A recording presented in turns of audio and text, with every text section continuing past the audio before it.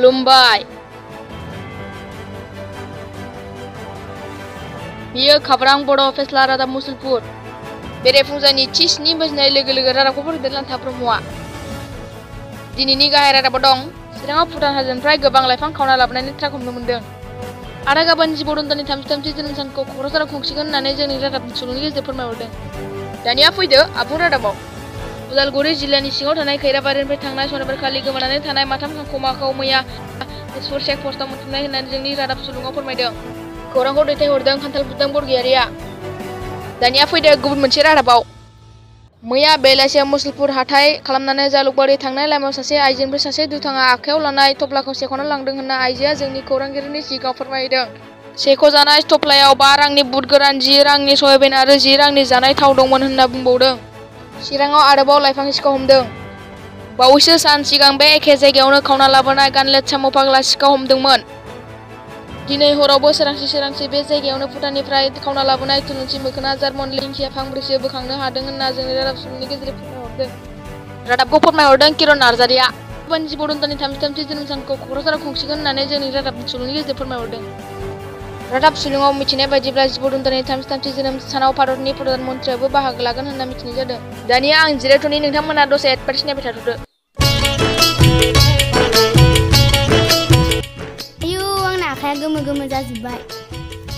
आयु, मा नोंनि आखाया गोमो गोमो जादों? औ, नोंलाय सोर जाखो? नोंथाङा जेबो जिंगासिनो गोनां गैया। नैबे नारें कारजिजोंल' मोजां मानजि। नंगौना नङासै? 100% गेरेन्टि। होद होनबा फुहैनोसैलां। नोंथांमोननाबो जुदि आसिया गोमो गोमो जादोंब्ला इउज खालामदो लकेलनि थाजा नारें कारजि।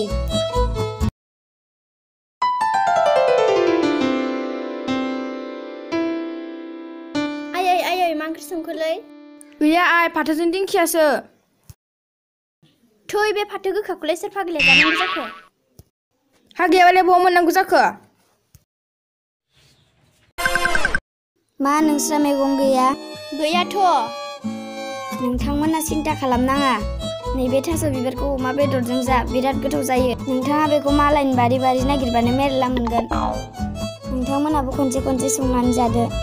थोद साला एरपाटिस, माननाय जानायाव थास'सो जानो थिनबावदों। नोंखौ खदाला बोरोलै। थोद जाला। दानिया आं फैफिनबाय, नोंथांमोना गाहाम खौरांखौ नायलांबाय थादो। बिटिसिनि राजधानी क'क्राझार सहराव थानाय सेक्रेटारियेट अफिसाव मासे बिसगोनां सेरामाला हाबना दं होनना रादाब सुलुङाव फोरमायहरदों।